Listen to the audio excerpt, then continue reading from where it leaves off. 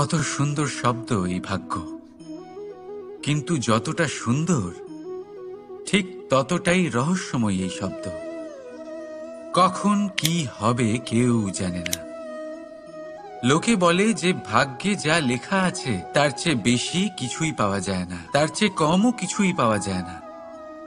নিয়তির যা রচনা তা কখনো মোছা যায় না। কিন্তু কেউ এইটা বোঝে না যে নিয়তি আপনার কর্মের দ্বারা বদলায়। যদি আপনি শুভ চিন্তা করেন, শুভ কর্ম করেন, তাহলে নিয়তি আপনার সাথে খারাপ কিছু হতেই দেবে না।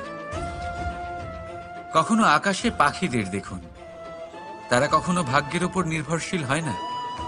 যতই ঝড় আসুক, যতই তীব্র হাওয়া দিক, ঘুরতে থাকে, একটা জিনিস জড়ো করে নিজের সৌভাগ্য, নিজের বাসা নিজেই তৈরি করে। নিজের সন্তানের জন্ম দেয়, তাকে লালন পালন করে, নিজেই তাকে উড়তে শেখায়, কখনোই ভাগ্যের উপরে নির্ভরশীল হয় না সে। এই বিষয়টা আমাদেরও শিখতে হবে। তাই মনে রাখবেন, আপনার ভাগ্য নিয়তির লিখন নয়। আপনার ভাগ্য তাই যেটা আপনি দিনের পর দিন আপনি নিজেই লেখেন। কিছু নিজে পরিশ্রম করে, কিছু নিজের ভাবনার জোরে। রাধা রাধা।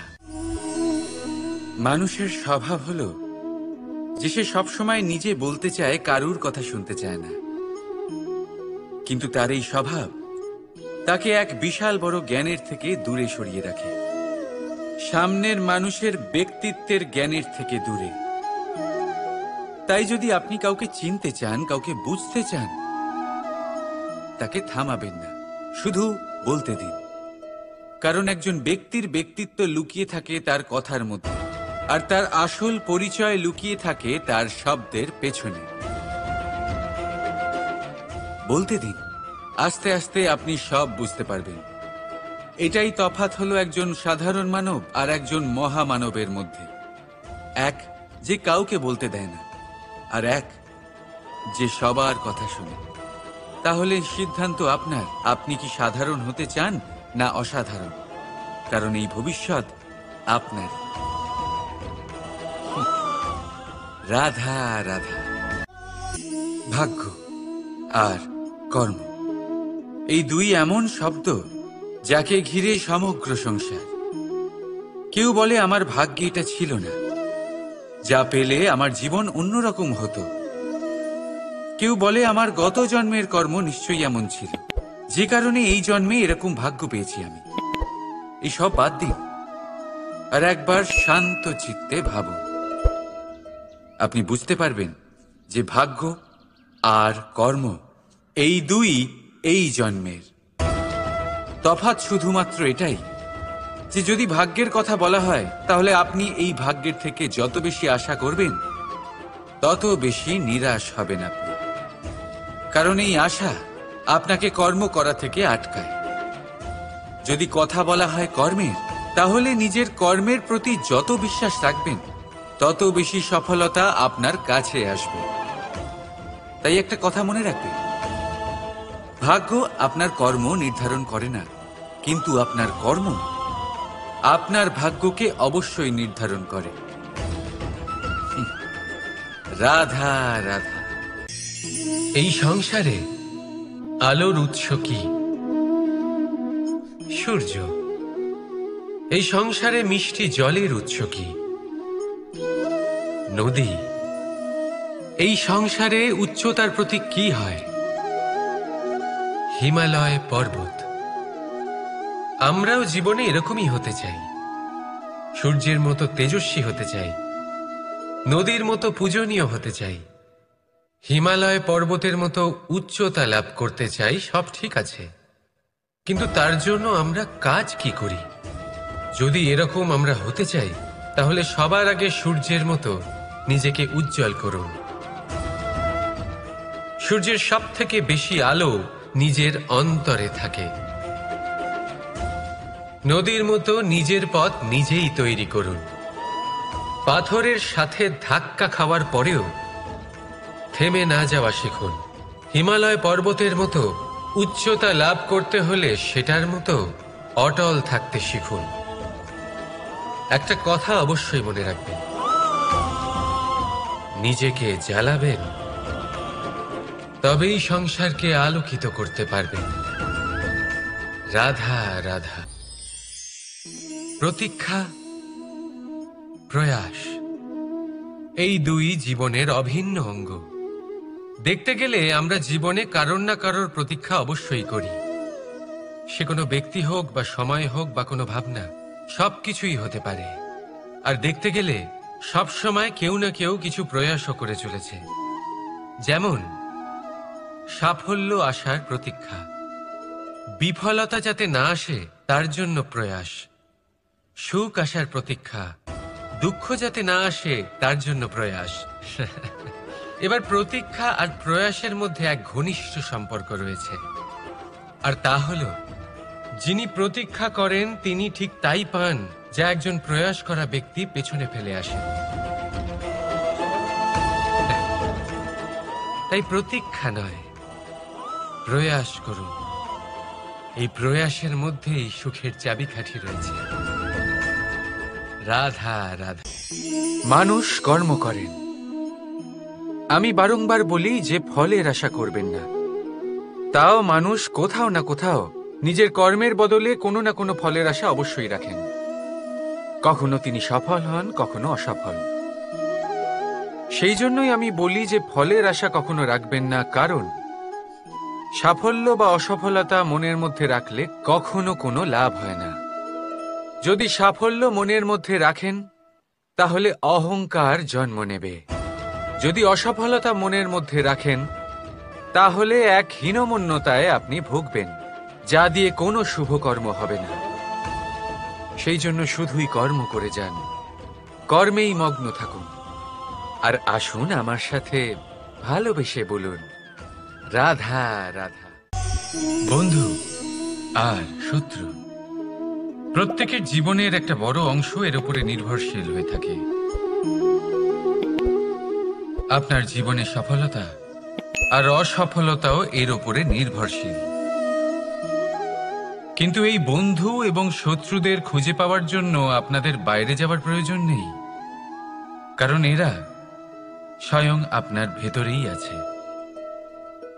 আপনি যদি বিনম্র থাকেন, যদি আপনি নিরন্তর প্রয়াস করতে পারেন, তাহলে আপনার কোনো বন্ধুর প্রয়োজন নেই। যদি আপনার মধ্যে অহংকার থাকে, যদি প্রতি কথায় আপনার মধ্যে ক্রোধ উৎপন্ন হয়, তাহলে আপনার শত্রুর কোনো প্রয়োজনই নেই। নিজের অন্তরের এই বন্ধু ও শত্রুকে চিনুন, আর আমার সাথে ভালোবেসে বলুন, রাধা রাধা। একে চিনতে পারলেন? একে কুঠার বলা হয়। আপনারা জীবনে কোথাও না কোথাও কোনো না কোনো রূপে এটা দেখেই থাকবেন। একটা ব্যাপার নিশ্চিত, এই কুঠার ছাড়া কোনো বৃক্ষকে কাটতে পারা সরল নয়।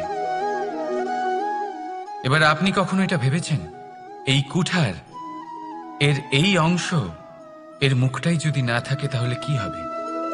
এ শুধুমাত্র কোনো বৃক্ষই নয়, তার কোনো ডালও কাটতে সক্ষম হবে না। এবারে ভাবুন, এই শুকনো কাঠের হাতল এ আমরা কোত্থেকে পেলাম? কোনো এক বৃক্ষ থেকেই। সেই ডাল যাকে কেটে ফেলা হয়েছিল এক বৃক্ষকে কাটার জন্য, এই ডালই শস্ত্ররূপে প্রস্তুত। আমাদের জীবনে আমাদের প্রিয়জন, আমাদের আপনজন যখন সময় কখনো কখনো তাদের সঙ্গ না দেয়, যদি তারা দৈন্য দশায় থাকেন, তাহলে তাদের সঙ্গ কখনো ছাড়বেন না। ওনাদের প্রয়োজন শুধুমাত্র মনোবল। তা তাদের দিন, তাদের সাহায্য করা আপনার কর্তব্য। হয়তো তাদের সাথে থেকে আপনার কোনো লাভ হবে না, কিন্তু তাদের দূরে থাকাতে আপনার ক্ষতি অবশ্যই হতে পারে। সর্বদা সাহায্য করুন। সঠিক সময় আসলে তা আপনার সহায়ক অবশ্যই হবে। রাধা রাধা। আমাদের মধ্যে বেশিরভাগ মানুষেরই এই অভিযোগ থাকে যে মানুষ তখনই আমাদের স্মরণ করেন যখন সেই সময় আসে যখন আমাদেরকে প্রয়োজন হয়, যখন কোনো কাজ থাকে। যখনই এই সময় পেরিয়ে যায়, তাদের কার্যসিদ্ধি হয়ে যায়, তারা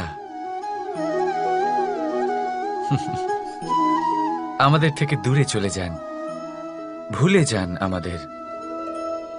এবার এই বিষয়ে ভেবে খারাপ অবশ্যই লাগে। এই পরিস্থিতিকেই অন্য এক দৃষ্টিভঙ্গি দিয়ে দেখার চেষ্টা করুন।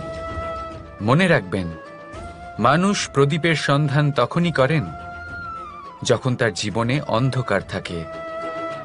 আপনি প্রসন্ন হয়ে উঠুন, কারণ আপনার কাছে সেই সুযোগ আছে যে কারোর জীবনে প্রকাশের কিরণ আনতে পারছেন, কাউকে সঠিক পথ দেখাতে পারছেন, কারোর সহযোগিতা করতে পারছেন, এই পুণ্য অর্জন করতে পারছেন।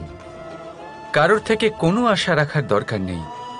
যার আপনাকে যতটা প্রয়োজন তাকে ততটাই সাহায্য করুন, ততটাই সবাইকে প্রেম বিতরণ করুন। আর এই প্রেমের ভাব নিয়েই আমার সাথে বলুন, রাধা রাধা। এটা সেই নৌকার প্রতিরূপ যা আমাদের নদী পার করায়। এবার বিষয়টা একটু ভেবে দেখুন। সেই বিশাল নৌকা যা আমাদের নদী পার করায়, সেটার নির্মাণ নদীতে নয়, ডাঙায় হয়। আর যদি আমরা এটাকে নদী অবধি পৌঁছতে চাই, তাহলে আমাদের দরকার পড়ে কোনো গরুর গাড়ির অথবা ঘোড়ার গাড়ির। তার সাহায্যে একে বহন করা হয়। এবার পথে যদি কোনো জলধারা আসে, কোনো নদী আসে, আর সেটাকে পার করতে হয়, তাহলে তখন সেই নৌকার ওপরে গাড়ি রাখা হয়, তারপর তাকে পার করা হয়। অর্থাৎ এই যাত্রা দুজনের সংযোগ ছাড়া সম্পূর্ণ হতেই পারবে না। সেই জন্যই এই প্রবাদ আছে, কখনো নৌকা তো কখনো গাড়ি। আমাদের সম্পর্কের মধ্যে অতি আবশ্যক, আমাদের সম্পর্কের মধ্যে অত্যন্ত গুরুত্বপূর্ণ হল সংযোগ। সবসময় একসাথে চলা, সংযোগ স্থাপন করা। সবসময় সুখী থাকবেন। রাধা রাধা। পুস্তক, পুস্তক থেকে আমরা কি না শিখতে পারি। জ্ঞান হোক, বিজ্ঞান হোক, ইতিহাস হোক, সব শিখতে পারি। কথায় আছে, একটা ভালো পুস্তক, একটা ভালো গ্রন্থ পাওয়া তা 100 ভালো বন্ধু পাওয়ার সমান। কিন্তু যদি একটা ভালো বন্ধু পাওয়া যায়, তাহলে তা গোটা গ্রন্থাগারের সমতুল্য। সে আপনাকে কর্মের বিষয় জ্ঞান দেয়, সাফল্যের রসায়ন শিক্ষা দেয়। সে আপনাকে ইতিহাসে অমর করে রাখবে। শুধু তাই নয়, সে আপনাকে শুধু পথই দেখাবে না, সেই পথে আপনার সাথে সঙ্গী হয়ে চলবে সে। সেই জন্য জীবনে যদি কোনো ভালো বন্ধুকে পাশে পান, তাহলে তাকে আপন করে রাখবেন, তাকে সামলে রাখবেন। জীবন সহজ হয়ে যাবে। রাধা রাধা। বর্ষা ঋতু শুরু হলেই পাখিদের মধ্যে চাঞ্চল্য বেড়ে যায়। আর সেটা হবে নাই বা কেন? বাসা ভেঙে যায়, বৃক্ষ ভেঙে পড়ে। প্রত্যেক পাখি তার থাকার জন্য একটা নতুন জায়গার, একটা ছায়ার, একটা ছাদের খোঁজে থাকে। শুধু একটা পাখি এসব কিছুই করে না। না তো তার এসব সমস্যা নিয়ে কোনো চিন্তা থাকে, না কোনো দরকার পড়ে। আর সেই পাখি হলো বাজ। সেই সব সমস্ত ছোটখাটো সমস্যার থেকে অনেক দূরে ওপরে উড়ে বেড়ায়, মেঘের থেকেও অনেক উঁচুতে। তাই এই সব ছোটখাটো সমস্যা যা আপনার জীবনে এসে থাকে, এই সব নিজের চারপাশকে ঘিরতে দেবেন না। নিজের চিন্তা ভাবনাকে অনেক উঁচুতে রাখুন। আপনার সমস্ত সমস্যা নিজে থেকেই নিচে চলে আসবে। রাধা রাধা। কোনো ব্যক্তির ব্যক্তিত্ব কিভাবে তৈরি হয়? আপনার কি মনে হয় যে ব্যক্তি জন্ম থেকে তার স্বভাব নিয়ে জন্মায়? নাকি আপনার মনে হয় যে এই প্রকৃতি ব্যক্তির জন্য তার নিয়তি রচনা করে? না, এরকম একেবারেই হয় না। আমি আপনাকে বোঝাচ্ছি। যখনই বৃষ্টি পড়ে, কোনো বিন্দুর দিকে দেখবেন। এবার এই বিন্দু যেখানে পড়ছে তার উপরে নির্ভর করছে তারপর কি হবে। যদি এই বিন্দু পড়ে কোনো ক্ষেতের ওপরে, তাহলে কোনো নতুন ফসলের জন্ম দেবে। যদি সে গরম কড়াইতে পড়ে, তাহলে বাষ্পীত হবে। যদি সে কোনো সাপের মুখের ভেতরে পড়ে, তাহলে বিষ তৈরি হবে। ঝিনুকের ভেতরে পড়লে মুক্তো তৈরি হবে। যদি কোনো পাতার ওপরে পড়ে তাহলে শিশির তৈরি হবে। একই বিন্দু, কিন্তু তার সঙ্গত তার ভবিষ্যৎ এবং ব্যক্তিত্ব নির্ধারণ করবে। এবার এটা তো শুধুমাত্র এক বিন্দু, তার কাজ হলো শুধুমাত্র পড়া। কোথায় সেটা সেও নির্ধারণ করতে পারে না। কিন্তু আপনি হলেন মানুষ। আপনি বাছাই করতে পারবেন যে আপনার সঙ্গী কারা হবে, কাদের সাথে আপনি মেলামেশা করে বড় হবেন। তাই তা ভালোভাবে করুন, কারণ এই নির্বাচন আপনার হাতে, কারণ এই জীবন আপনার, ভবিষ্যৎ আপনার।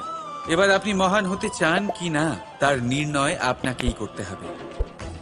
আসুন আমার সাথে ভালোবেসে বলুন, রাধা রাধা। সূর্যের তাপ এতটাই প্রখর হয়, তা সমস্ত বনস্পতিকে শুষ্ক করে দেয়। পুকুর হোক, নদী হোক, সরোবর হোক, সমস্ত শুষ্ক হয়ে যায়। কিন্তু আপনি কখনো শুনেছেন সূর্যের তাপে সমুদ্র শুকিয়ে গেছে? এমন কখনোই হয় না। আর এর পেছনেই লুকিয়ে রয়েছে এক অমূল্য জীবনের শিক্ষা। সমুদ্রের মতো নিজেকে ধৈর্যশীল করে তুললে, নিজেকে সংযমী করে তুললে, সূর্যের তাপ আপনার কোনো ক্ষতি করতে পারবে না। আপনার অন্তর থেকে সেই তাপ বাষ্পায়িত হয়ে মেঘ তৈরি হয়ে সূর্যকে ঢেকে দেবে, আর তারপর হবে শুধু সাফল্যের বৃষ্টি। তাহলে আসুন আর আমার সাথে ধৈর্যের সাথে বলুন, রাধা রাধা। মানুষ অসুস্থ কেন হন? শারীরিক দুর্বলতার কারণে? না, মানুষ অসুস্থ হন তার মানসিকতার কারণে, তার বিবেকের কারণে, তার কর্মের কারণে, তার ক্রোধের কারণে। আর যখন কেউ সুস্থ হন, ঠিক হয়ে যান, তার মানে এটা নয় যে শুধু ওষুধের জন্য তিনি সুস্থ হয়েছেন। না, এটা কারোর তার প্রতি প্রেমের প্রভাব, বিশ্বাসের প্রভাব, সম্বলের প্রভাব। শুধুমাত্র ওষুধ দিয়ে কিছুই হয় না। যদি মনে প্রেম থাকে, বিবেক থাকে, বিশ্বাস থাকে, সম্বল থাকে, তবেই সেই ওষুধ কাজ করতে পারে। তাই মনে রাখবেন, এই জীবন হলো অত্যন্ত ছোট। মনে প্রেম ভাব রাখুন, মিত্রতা করুন, শত্রুতা নয়। ভালোবাসুন, বিদ্বেষ নয়। আর এই ভালোবাসার সাথেই বলুন, রাধা রাধা। মানুষ জীবনে সব সময় চিন্তা করে, ভাবতে থাকে যে তার জীবনে কতই না সমস্যা। তারপরে নিজের আশেপাশে দেখে আর ভাবে যে সবাই কত প্রসন্ন, শুধু আমার জীবনেই সমস্যা আছে। কিন্তু বিষয়টা তা নয়। শুধু প্রত্যেক ব্যক্তিরই নয়, প্রত্যেক প্রাণীরও জীবনে সমস্যা আছে। এবার মানুষ একটা পাখিকে দেখে এটাই ভাবে যে এদের জীবন কতটা সহজ। কোনো দেশেরই সীমারেখা এদের ওপর লাগু হয় না। কোথায় থাকবে সেই নিয়েও কোনো ভাবনা নেই। কত শান্তির জীবন এদের। তারপর সে একটা পিঁপড়েকে দেখে আর এটা ভাবে, কি অসাধারণ, এদের তো সারা জীবনই মাটির উপরেই অতিবাহিত হয়, খাবারটাও মাটিতেই পেয়ে যায়। কি শান্তির জীবন এদের।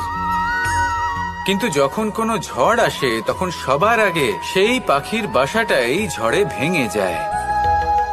এই পাখি যে শাখাতেই গিয়ে বসে পড়ুক, তাদের উপর সবসময় সংকট থাকে যে ওপর থেকে কোনো বড় পাখি এসে তাদের উপর প্রহার না করে, তারা নিজেদের প্রাণ না হারায়।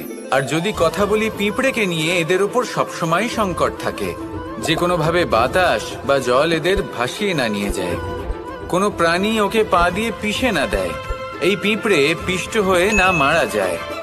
দেখুন, সমস্যা প্রত্যেকের জীবনে রয়েছে, আর এই সমস্যা আসতেই থাকবে। এর অর্থ এটা নয় যে এই সমস্যার সম্মুখীন হওয়া যায় না, এর সমাধানও সম্ভব নয়। প্রত্যেক সমস্যার সমাধান অবশ্যই আছে, শুধু শান্ত মনে সেটা খুঁজে বের করতে হবে। তাহলে সেটাই করুন, প্রত্যেক সমস্যার সমাধান করতে থাকুন। যত সমাধান করবেন, জীবন আনন্দময় হয়ে উঠবে।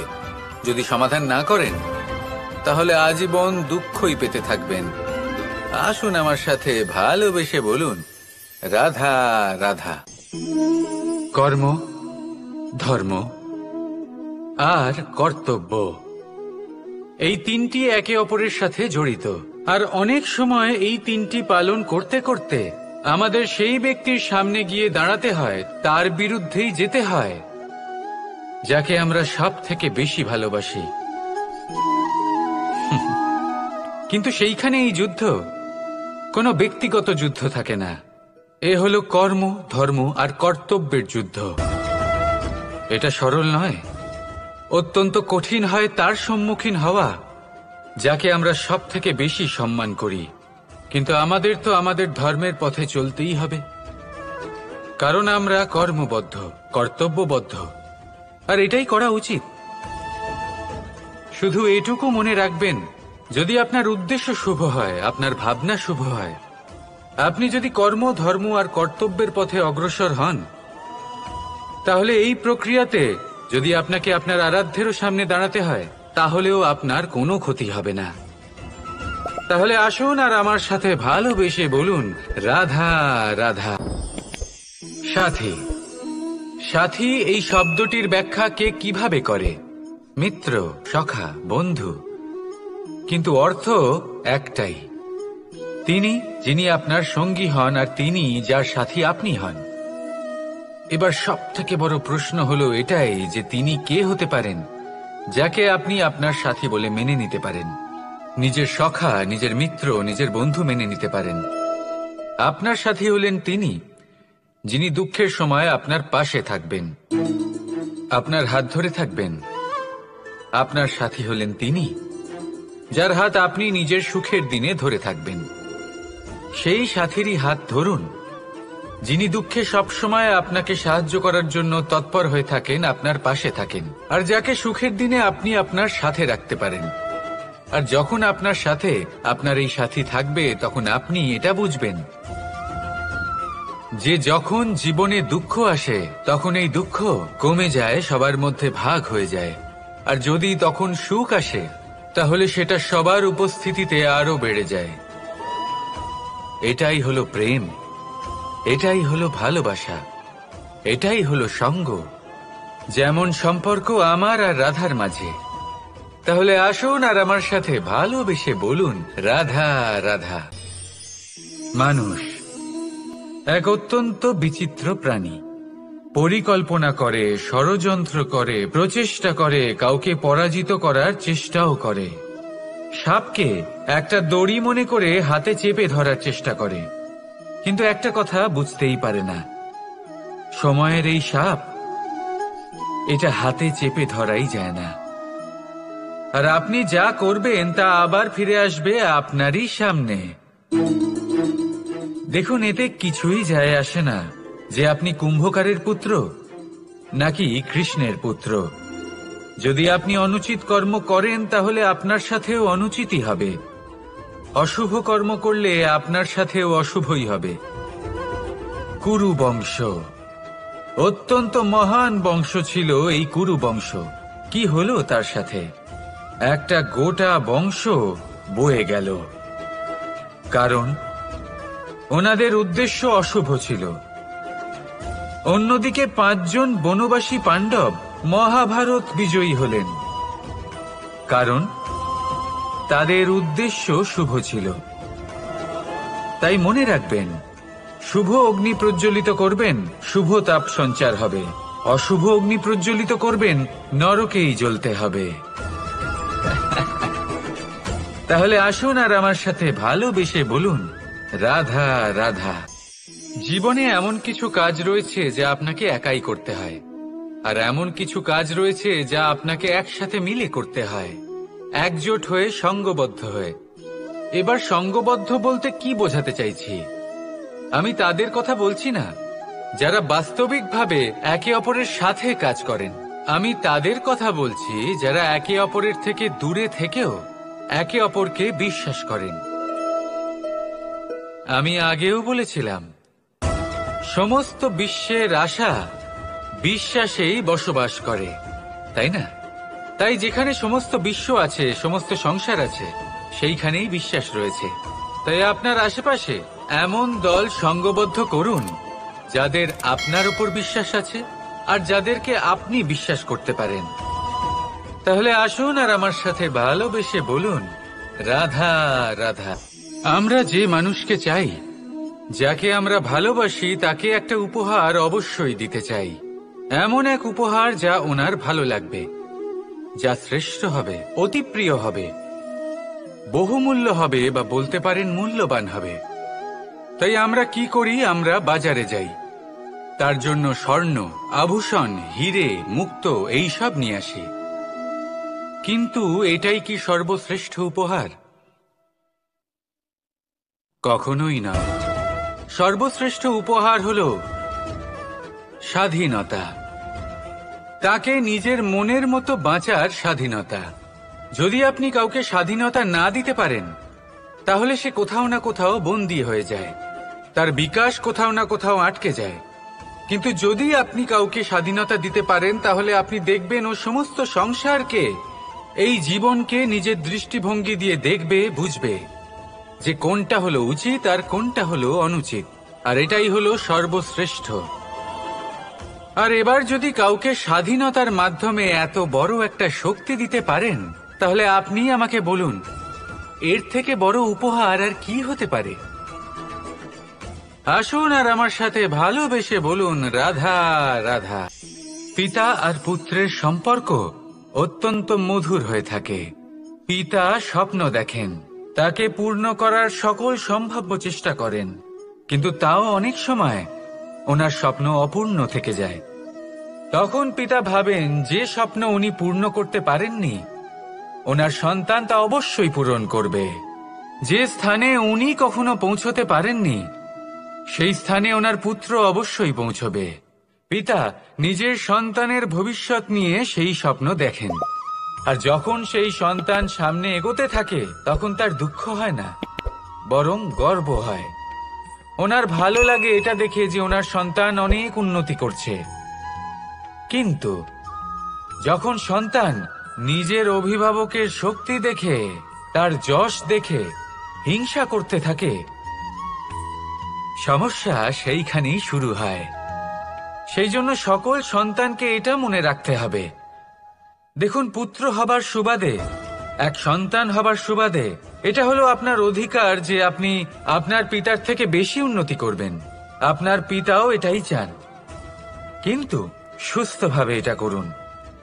একটা রেখা টেনে নিন, যাতে আপনি তাতে এগোতে পারেন, আর আপনার পিতার তাতে গর্ববোধ হয়, আর সেই বিষয়ে দুঃখ না হয় যে আমার সন্তান আমাকেই ছোট করার চেষ্টা করছে। ইতিহাস সাক্ষী রয়েছে, যে মানুষ অন্য কাউকে ছোট করার চেষ্টা করেছেন, সেই মানুষই ছোট হয়ে গেছেন। আর আমার মনে হয় না আপনি এটা চান, কারণ কোনো একদিন আপনিও কারোর পিতা হবেন। আসুন আমার সাথে ভালোবেসে বলুন, রাধা রাধা। প্রেম এই সংসারে এসেছিল এই সংসারকে প্রেমের শিক্ষা দেওয়ার জন্য, এই জীবনের সুখের অনুভূতি আসলে কি তা শেখানোর জন্য। কিন্তু যদি সত্যি কথা বলি, তো আমি নিজেই প্রতিদিন প্রেমের নতুন নতুন স্বরূপ দেখতে পাই, প্রেমের একটা নতুন অনুভূতি প্রত্যেক নতুন দিনে। আর তার কারণ হলো এই প্রেম অনন্ত, এ হলো দৈব। প্রেম হলো এই সংসারের সব থেকে বড় ঢাল এবং সব থেকে বড় অস্ত্র।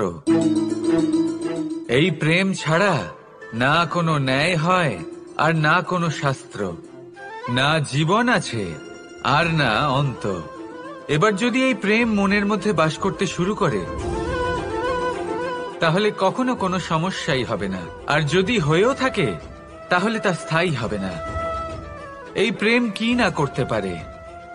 এই প্রেম সমস্ত সমস্যা মিটিয়ে ফেলতে পারে, আপনার মনের মধ্যে অহংকারকেও বিনাশ করে দিতে পারে, আপনাকে সাক্ষাৎ ঈশ্বরের সাথে দেখা করাতে পারে।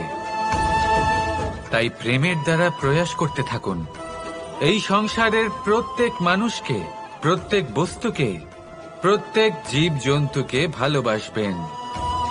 আর এই প্রেমের দ্বারাই বলুন, রাধা রাধা। মানুষের জীবনে স্বচ্ছতার একটা আলাদা গুরুত্ব আছে।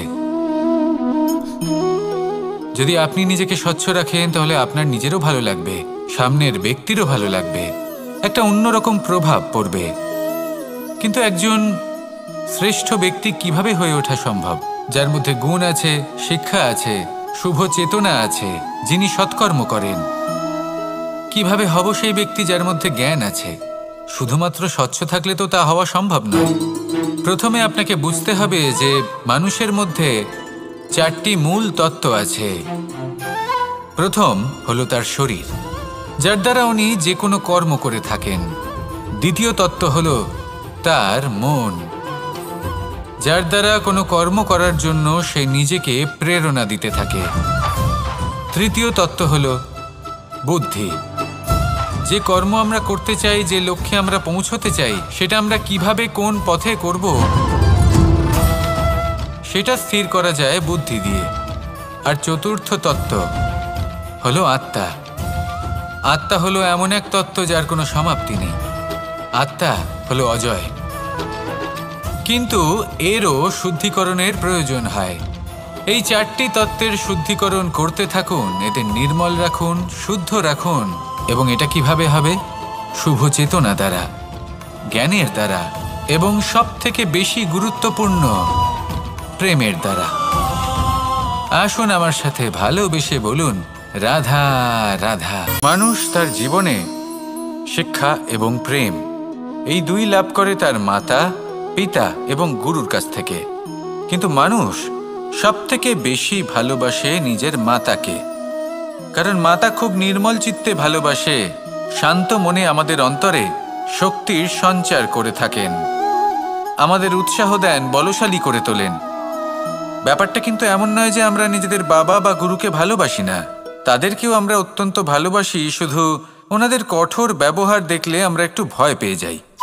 এবার ওনাদের এই কঠোর ব্যবহার আমাদের ভালো না লাগলেও অত্যন্ত আবশ্যক, কারণ মাতার থেকে আমরা যে শক্তি লাভ করি তা যেন নিয়ন্ত্রণ হারিয়ে বিধ্বংসী না হয়ে ওঠে, আমরা যেন কোনো কুপথে না চলে যাই, আমরা কখনো যেন দোষ না করে ফেলি।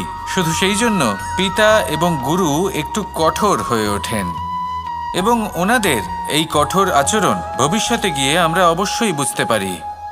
জীবনে কিছু বছর আমরা এগিয়ে যাই আর তারপর আমরা বুঝতে পারি যে বাবা এবং গুরু আমাদের যথেষ্ট ভালোবাসতেন, কিন্তু ওনাদের ভালোবাসার বহিঃপ্রকাশ আলাদা। প্রয়োজনীয় হলো এটা দেখার, এটা বোঝার যে শুরু থেকে আমাদের প্রতি ওনাদের আচরণ কেমন ছিল। ওনাদের কঠোর হওয়ার পেছনে ওনাদের ভালোবাসাটা বোঝার চেষ্টা করুন, ওনাদের চিন্তাটা বোঝার চেষ্টা করুন, ওনাদের পথপ্রদর্শনের আড়ালে আপনার ভবিষ্যতের জন্য যে পরিকল্পনা ওনারা করেছেন সেটা বোঝার চেষ্টা করুন। তখন আপনারা বুঝতে পারবেন ওনাদের ভালোবাসাকে। আপনার মনের মধ্যে আপনা থেকেই ওনাদের প্রতি সম্মান জেগে উঠবে। নিজের পিতা এবং নিজের গুরু এই দুজনের প্রতি কৃতজ্ঞতা প্রকাশ করুন আর আমার সাথে ভালোবেসে বলুন, রাধা রাধা। জীবন কিসের উপর নির্ভরশীল? ধনের ওপর, বৈভবের ওপর, নিঃশ্বাসের ওপর? না, এই জীবন নির্ভরশীল বিশ্বাসের ওপর। বিশ্বাস নিজের ওপর, বিশ্বাস আমাদের আপনজনের ওপর।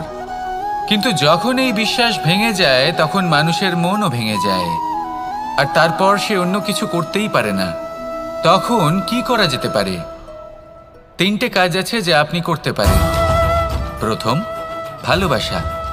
যাকে আপনি ভালোবাসেন, যারা আপনাকে ভালোবাসে, ভুল যারই হোক না কেন, তার কাছে ক্ষমা চাইতে কখনোই সংকোচ বোধ করবেন না। দ্বিতীয় হলো বিশ্বাস। যারা আপনাকে ভালোবাসেন, আপনাকে বিশ্বাস করেন, তাদের বিশ্বাস কখনো ভাঙবেন না। তৃতীয় হলো আশা। যারা আপনাকে ভালোবাসেন, আপনাকে বিশ্বাস করেন, তাদের আশা আপনার সাথে জড়িত, তাদের থেকে কখনো কিচ্ছু লুকোবেন না। এই 3টে কাজ করুন আর এই জীবন সুপ্রসন্ন হয়ে বলবে, রাধা রাধা। মানুষের জীবনে 2 ধরনের আবেগ থাকে যা চিরকাল তার সাথে বসবাস করে। প্রথম, স্বপ্ন।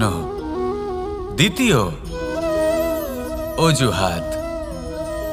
মানুষ হাজার হাজার স্বপ্ন দেখতে পারে।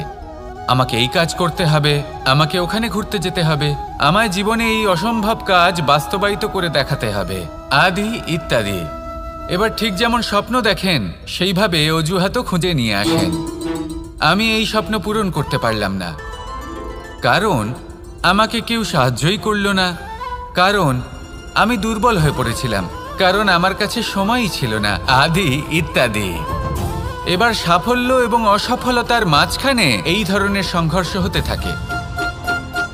সাফল্য তখন লাভ করা সম্ভব যখন আপনার স্বপ্ন আপনার অজুহাতের থেকে অনেক বড় হয়, আর অসফলতা তখন পাবেন যখন আপনার অজুহাত আপনার স্বপ্নের থেকে অনেক বড় হয়। আপনি যদি সাফল্য লাভ করতে চান তাহলে চেষ্টা করতে থাকুন, পরিশ্রম করুন। যদি অসফল হন তাহলে ভয়ভীত হওয়ার কোনো প্রয়োজন নেই। নিজের ভুল বুঝুন, তাকে শুধরে নিন, আবার চেষ্টা করুন। কিন্তু যদি নিজের জীবনে অজুহাত নিয়ে আসেন তখন স্বপ্ন কখনো পূরণ হবে না। আসুন আমার সাথে ভালোবেসে বলুন, রাধা রাধা। ভয়ের সাথে আমরা সবাই পরিচিত, কষ্টও আমরা সবাই পেয়েছি। কখনো কখনো আমরা অসুস্থ হয়ে পড়ি, আর এমন সময় হলে মাতার মমতা, কখনো বাবার স্নেহ, কখনো বন্ধুদের পাশে থাকার অনুভূতি আমাদের রোগ নিরাময়ে সাহায্য করে। কখনো যদি আমরা নিরাশ হয়ে পড়ি, তখন যদি আমাদের কোনো আপনজন আমাদের দুটো ভালো কথা বলে, তখন আমাদের মনোবল বেড়ে যায়। ঠিক তেমন সংসারের এই রঙ্গমঞ্চে যদি আপনি পীড়িত অনুভব করেন, কিছু শুভ কথা আলোচনা করুন, কিছু স্তুতি গান করুন, কিছু মুহূর্তের জন্য হলেও নিজের ইষ্টদেবের কথা স্মরণ করুন আর প্রার্থনা করুন। সাহস বাড়বে, শক্তিও বৃদ্ধি পাবে এবং সামনে এগিয়ে চলার পথও দেখতে পাবেন। তখন এই মন প্রসন্ন হয়ে বলবে, রাধা রাধা। কখনো কখনো অন্ধকারের সাথে লড়াই করার জন্য আমরা প্রদীপ জ্বালাই। এতে প্রথমে সলতে রাখি, তারপর তেল ঢালি, তারপর আগুন জেলে এটা প্রজ্বলিত করি। তারপর একটা সময় আসে যখন এই প্রদীপ নিভে যায়। কারণটা কি? কারণ কি এটা যে প্রদীপের প্রকাশমান হওয়ার ক্ষমতা সমাপ্ত হয়েছে? না, এই যে আগুন আমরা দেখতে পাচ্ছি, এই আগুনের জন্য যে শক্তির প্রয়োজন হয় তা আসে এই তেল থেকে। যদি এই তেল সমাপ্ত হয়ে যায় তাহলে এই প্রকাশ তাও সমাপ্ত হয়ে যায়। আর আমাদের জীবনে এই তেল হলো আমাদের কর্ম, আর এই আগুন আর এর দ্বারা উৎপন্ন হওয়া প্রকাশ আমাদের ভাগ্য। যত আমাদের কর্ম ক্ষীণ হতে থাকবে, আমাদের ভাগ্য সৌভাগ্য কোথাও না কোথাও লুপ্ত হয়ে যাবে। যে উজ্জ্বল ভবিষ্যৎ আমরা চাইছি তা কখনো লাভ করতে পারবো না যদি কর্ম না করি। ঠিক যেমন তেল ছাড়া অগ্নি উৎপন্ন হয় না, তেমনি কর্ম ছাড়া সৌভাগ্য হয় না। আর যেমন কর্ম তেমন ভাগ্য। তাই সবসময় কর্ম করতে থাকুন, কর্ম করা থামাবেন না। আর আমার সাথে ভালোবেসে বলুন, রাধা রাধা। জীবনে তিনটি বিষয় আছে, তিনটি বস্তু আছে, তারা যেন আপনাকে কখনো বশে না করে নিতে পারে। প্রথম হলো ধন। ধন যতক্ষণ আপনি ব্যবহার করতে থাকেন, যতক্ষণ তা আপনার কাজে আসছে, ততক্ষণ ঠিক আছে, এই ধন আপনার কাছে অমৃত। কিন্তু যখন এই ধন আপনাকে ব্যবহার করতে শুরু করে, বুঝে যাবেন যে আপনার পতনের সময় শুরু হয়েছে। দ্বিতীয় বিষয়, ফেলে আসা অতীত। যাই করুন, আপনি অতীত পাল্টাতে পারবেন না, আর এই সত্যিটা আপনিও জানেন। কিন্তু তাও এর বশবর্তী আমরা হয়ে পড়ি। আর যখন তাই হয়, তখন এই সংসারে আমরা যেখানেই যাই না কেন, যত বড়ই সুখ লাভ করি না কেন, সেই সব আমাদের কাছে তিক্ত বলে মনে হয়। তৃতীয় বিষয়, আপনার আশেপাশের মানুষ ভিন্ন ভিন্ন ধরনের মানুষ হয়, যাদের চিন্তা ভাবনা এবং দৃষ্টিভঙ্গি ভিন্ন ভিন্ন প্রকারের। যদি এদের বশবর্তী আপনি হয়ে পড়েন, তাহলে কেউ বলবে এটা করো, এটা ভালো। কেউ বলবে এটা করো না, ওটা করো, ওটা ভালো কাজ। কেউ বলবে এই দুটোই করো না, অন্য কিছু করো। এই কথাগুলিতে আপনি এতটাই জড়িয়ে পড়বেন যে আপনি লক্ষ্যভ্রষ্ট হয়ে পড়বেন। তাই এই তিন বিষয় থেকে সাবধানে থাকবেন। যদি কোনো কিছু বশ করতে হয়, তাহলে আপনাকে বশ করতে হবে আপনার আজকে, নিজের বর্তমানকে। এটা খুব প্রয়োজনীয়। এটা ভাববেন যে এই সময়ের সদ্ব্যবহার আমি কিভাবে করব, সময়কে শাসন কিভাবে করব, ওই কর্ম কিভাবে করব যাতে ভবিষ্যতে কখনো আমার আফসোস না হয়, বরং এই সংসার আমাকে নিয়ে গর্ব করবে, সেই কর্ম করুন। আর যখন আপনি এটা শিখে নেবেন, তখন আপনি নিজেই নিজেকে প্রকৃত অর্থে ভাগ্যশালী করে তুলবেন। আসুন আমার সাথে ভালোবেসে বলুন রাধা রাধা। অনেক সময় আমরা কারোর নীরবতাকে তার দুর্বলতা ভেবে বসি। হতেই পারে সেই ব্যক্তি উত্তর দিতে চাইছেন না, হতে পারে অন্য কোনো কারণ আছে যা আমরা বুঝতেই পারছি না। সেই জন্য তাকে দুর্বল ভেবে নেওয়া অনুচিত। দেখতে গেলে এই বিশাল সমুদ্র এও কিন্তু নীরব, শান্ত হয়। কিন্তু যখন সে রুদ্র মূর্তি ধারণ করে তখন কি হয়? সমগ্র সংসারকে বিনাশের পথে নিয়ে যায় এই সমুদ্র, প্রলয় সৃষ্টি করে। সেই জন্য কারোর সহ্য শক্তিকে দুর্বলতা বলে মনে করবেন না। কারণ যদি এই নীরবতা নিজেকে ভেঙে বেরিয়ে আসে, তাহলে তা বিনাশের সমস্ত সীমা পার করে যেতে পারে। তাই এই নীরবতাকে সবসময় বুঝুন, সবসময় একে সম্মান করতে শিখুন, আর আমার সাথে ভালোবেসে বলুন রাধা রাধা। কখনো কোনো চাতক পাখিকে দেখেছেন? কথায় আছে যে বছরে মাত্র একবার সে তার তৃষ্ণা মিটিয়ে থাকে, আর তাও আকাশে ভেসে থাকা মেঘের দ্বারা ঘটানো বৃষ্টির জলের ফোঁটা থেকে। আর কোথাও থেকে সে তার তৃষ্ণা পূরণ করে না। সারা বছর সে নিদারুণ গরম সহ্য করে, তীব্র শীতও সহ্য করে, শুধু এই আশা নিয়ে যে বছরে একবার অন্তত সেই মেঘের ঘন ঘটা হবে, বৃষ্টি হবে, আর সে তার তৃষ্ণা নিবারণ করবে। এটা আসলে কি? এটা আসলে বিশ্বাস। সেই বিশ্বাস যে বছরে একবার সেই মেঘ আসবে তৃষ্ণা নিবারণ করতে। যেমন দেখুন, একটা সূর্যমুখী ফুল সারা রাত অন্ধকারের সাথে যুদ্ধ করে, কারণ তার বিশ্বাস যে ভোরবেলায় সূর্য তাকে অবশ্যই দর্শন দেবেন। সেটাও বিশ্বাস ছিল যার ওপর ভরসা করে মনু একটা নৌকা নিয়ে বেরিয়ে পড়েছিলেন এবং সমস্ত সৃষ্টিকে প্রলয়ের হাত থেকে বাঁচিয়েছিলেন। সেটাও ছিল ভালোবাসার প্রতি বিশ্বাস, যার ওপর ভরসা করে বানর এবং ভাল্লুক সেনা নিয়ে শ্রীরাম আক্রমণ করেছিলেন সমস্ত বরদানপ্রাপ্ত অসুরগণ এবং রাক্ষসগণের লঙ্কায় এবং জয় লাভ করেছিলেন। এই বিশ্বাসই হলো এই বিশ্বের আশা।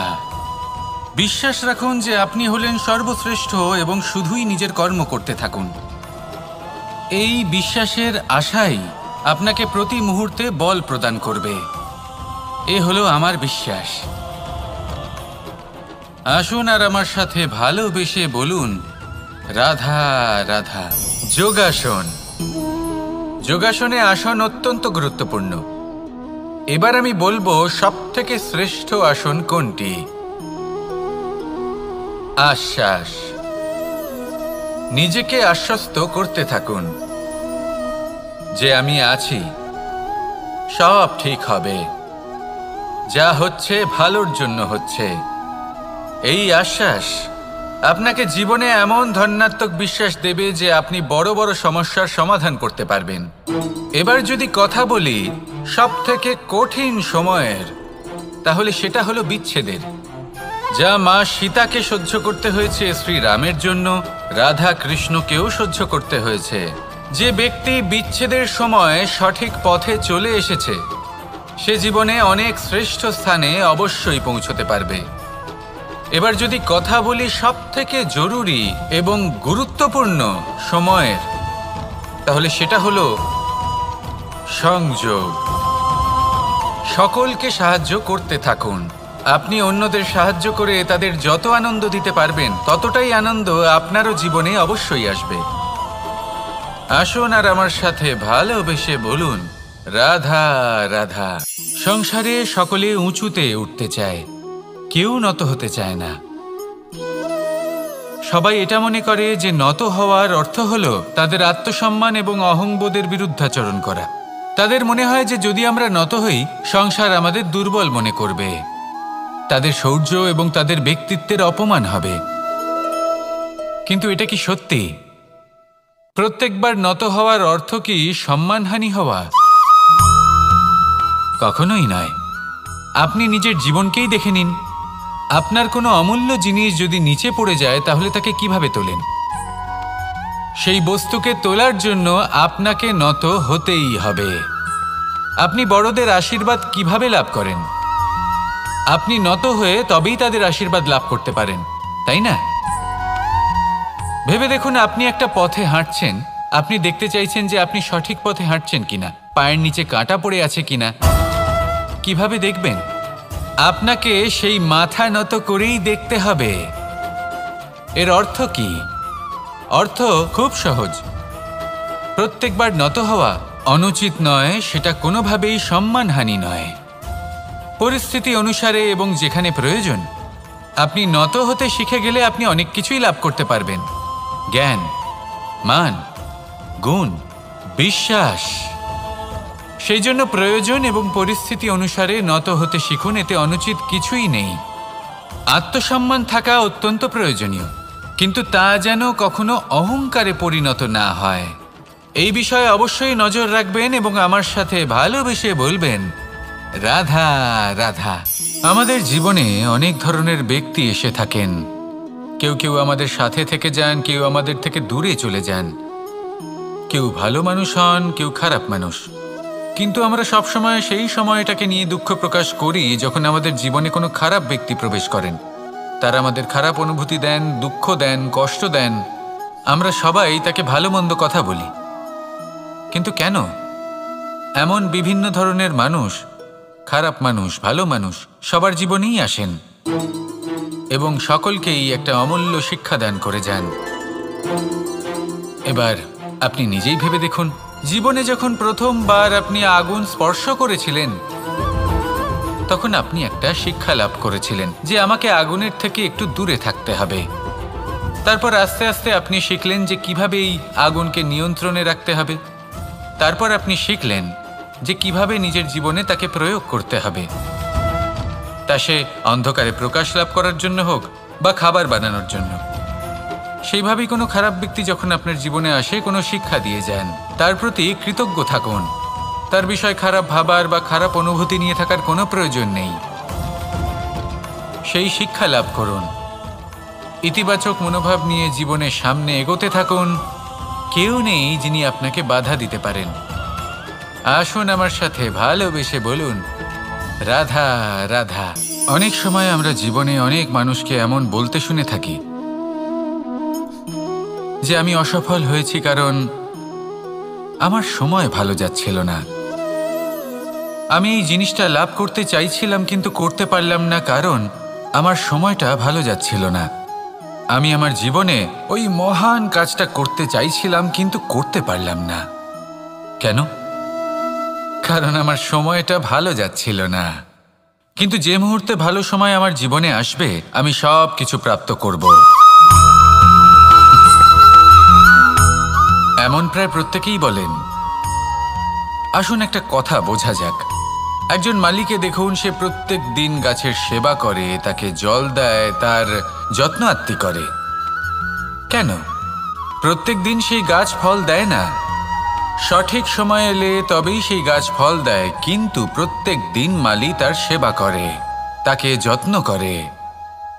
শুধুমাত্র তখন করে না যখন সেই গাছ ফল দিতে সক্ষম। আর যদি মালি গাছের যত্ন প্রতিদিন না করে তাহলে হয়তো সেই গাছ ফল দিতেই পারবে না। এটাই হলো আমাদের জন্য একটা শিক্ষা। যখন সময় আমাদের জন্য অপেক্ষা করে না তখন আপনি সময়ের জন্য কেন অপেক্ষা করছেন? ভালো সময়ের জন্য অপেক্ষা করবেন না। ভালো এবং শুভ কর্ম দ্বারা ভালো সময়কে নিজের কাছে টেনে আনুন। নিরন্তর কর্ম করুন, পরিশ্রম করতে থাকুন। শুভ সময় আপনা থেকেই আপনার কাছে আসবে। আসুন আমার সাথে ভালোবেসে বলুন, রাধা রাধা। জীবনে এমন কিছু কাজ রয়েছে যা আমাদের কখনোই করা উচিত নয়, যেমন আশা করা। যদি আপনি আশা করেন আর আপনার আশা পূর্ণ না হয় আপনি খুবই কষ্ট পাবেন।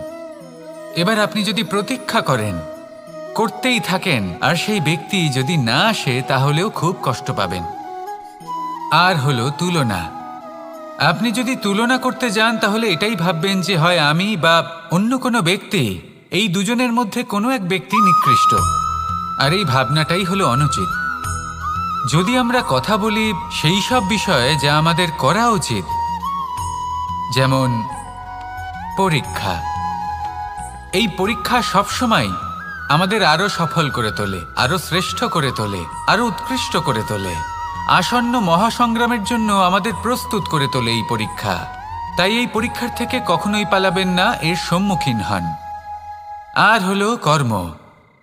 কর্ম করা কখনোই বন্ধ করবেন না।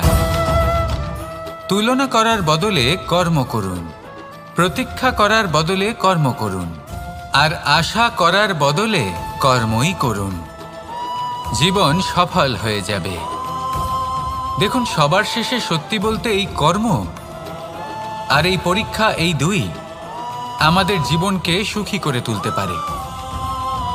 আসুন আর আমার সাথে ভালোবেসে বলুন, রাধা রাধা। আমি অনেক সংখ্যক মানুষকে দেখেছি, তাদের কাছে অত্যাধিক জ্ঞান আছে, শিল্প আছে, ধন আছে, কীর্তি আছে, কিন্তু তারা এই সব কিছু নিজেদের কাছেই রাখেন, এই সমাজে বিতরণ করেন না। কারণ হলো ভয়। ওনাদের মনে হয় যে যদি আমি এই সব কিছু সমাজে বিতরণ করি, তাহলে সমাজ আমার শিল্প হোক, ধন হোক, জ্ঞান হোক, কীর্তি হোক, সবকিছু চুরি করে নিয়ে যাবে, আর তার বদলে আমি কিছুই পাবো না। এটা কিন্তু সত্য নয়।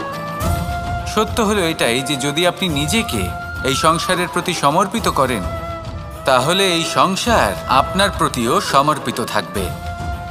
আপনি শুধু ধন, জ্ঞান, কীর্তি, সম্মান পাবেন তাই নয়, বরং এই সমাজ আপনাকে নিজের চোখে হারাবে, মনের মধ্যে স্থান দেবে। তাই এই ভয় ত্যাগ করে দেখুন কিভাবে এই সমাজ আপনাকে প্রেম সমর্পণ করে। আসুন আমার সাথে ভালোবেসে বলুন, রাধা রাধা।